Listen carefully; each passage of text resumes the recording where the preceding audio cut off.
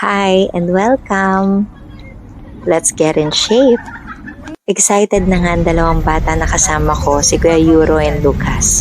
Nag-jeep lang kami papuntang Alabang kasi nga doon kami imi-meet nila Tita Ning at syempre ang athletic naming Tita Kim.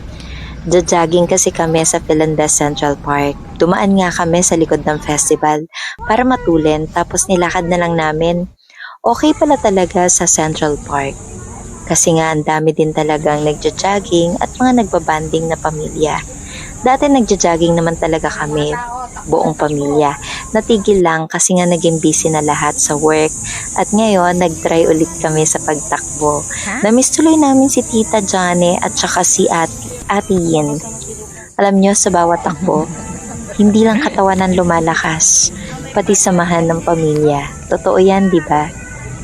Napatigil nga kami bigla kasi nga nakita namin may fun run sign up na naman. Pagkatapos, lakad na naman kami. Pagod na nga daw ang Lucas baby ko.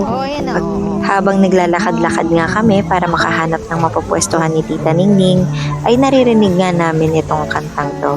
Lupit no, ganda ng boses niya. Nakahanap nga kami ni Tita Ningning ng pwesto dito sa bandang gitna kung saan may mga naglalaro ng volleyball. Ilang minuto lang, nakikita ko na yung mukha ni Lucas, patakbong papunta rito. Parang pagod ka na eh. Hindi. Hindi. Nang bumalik nga sila Lucas sa pagtakbo, kami naman ni Tita Ningning naghanap ng mga pwesto para sa pagkain. Grabe kasi yung mga amoy ng mga tindang food. Very inviting naman talaga. Ang daming pwedeng pagpiliang pagkain dito tsaka mga juices. Pero syempre dahil favorite namin ang inihaw, lalo na isaw at saka hotdog and then barbecue, dito tayo napadpad. Ito talaga yung ano eh. Yung tatakbo daw. Pero nasa pagkainan na. Ayun o. Kainin mo yan. Konting takbo. Sa sarili niya, konting takbo lang. Tapos sabay ganyan na.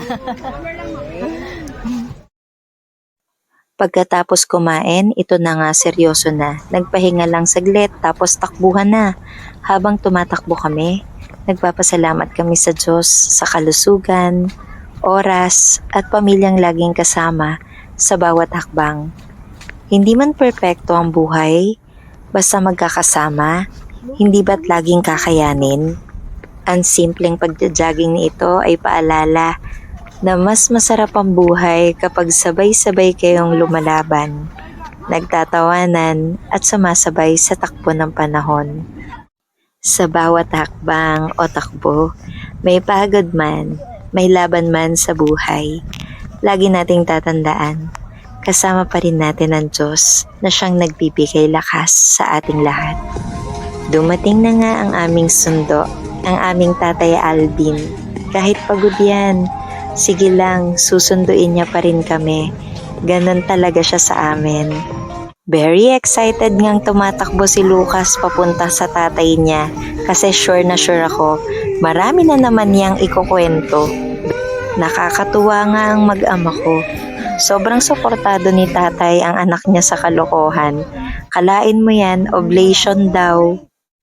Buti nga at sinundo kami ni tatay kasi ilang minuto lang, bigla talagang bumuhos ang malakas na ulan. Lakas. At dahil nga umulan, medyo lumamig. Kaya ito, ang aking baby na si Lucas, tulog na. Siguro dahil sa pagod, ikaw ba naman ang daming takbong ginawa mo eh. O siya hanggang dito na lang. Good night and God bless everyone.